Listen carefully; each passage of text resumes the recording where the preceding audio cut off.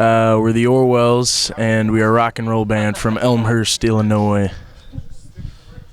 We are in Canada. We are in Canada right now at the Hard Luck Bar / venue. Well, it comes from a real dark place.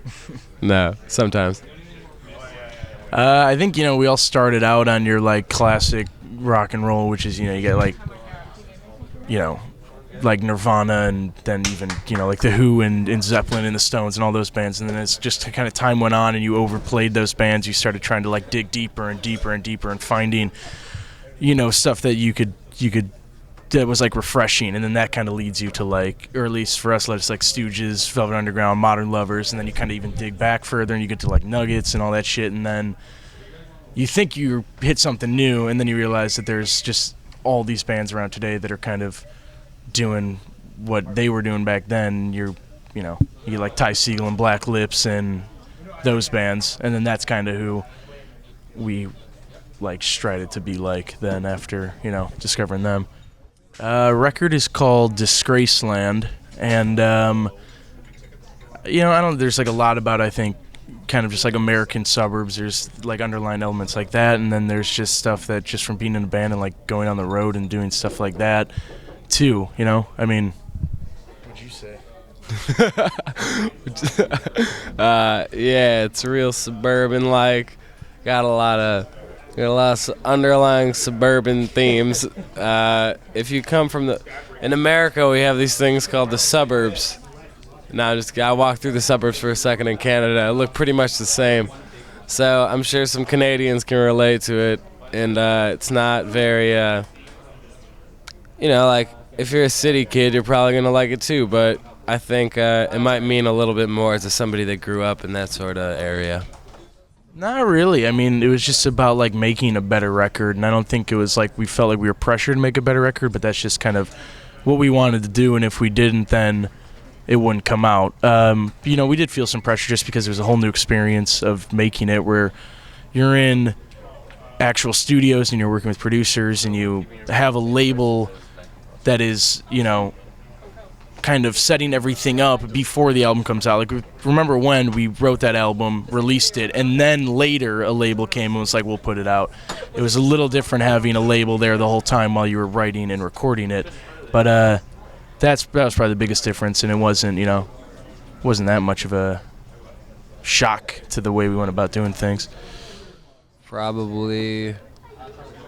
I mean, I don't know, what can you take away from any record? When I listen to a record, I want to get something out of it, but there's no way to know what you're gonna get from it, or the artist doesn't know what they want to give you.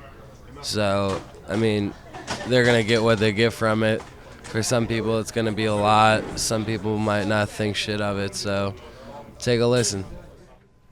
I mean, it's not crazy different. It's it's kind of like a brother and sister vibe going on with both of them, but I think it's just the songs are bigger. I think we went for just take the songs up from Remember When, which we kind of thought were just ideas that could have been great, but we never really pushed them that far. And then with this one, we tried to push the songs to as far as we could push them, really, while also keeping it simple, not going too far in some weird direction.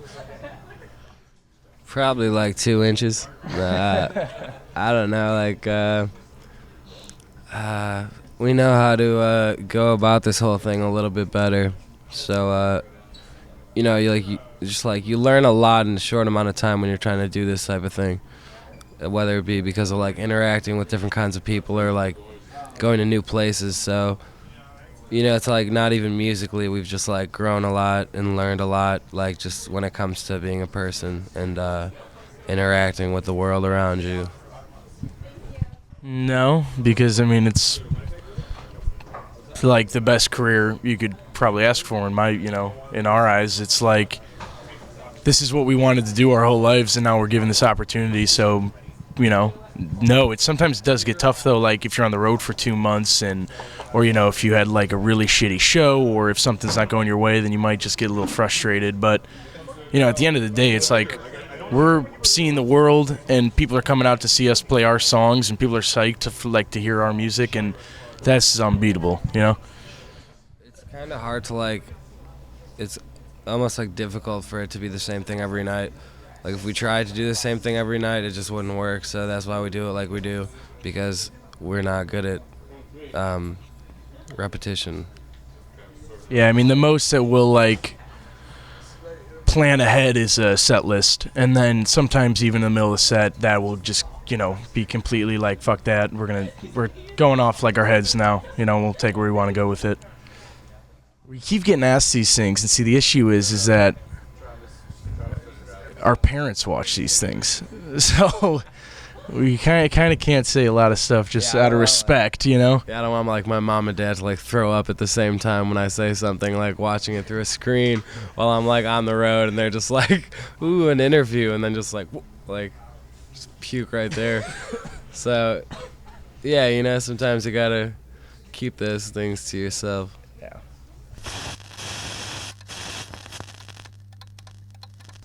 Jesus, man.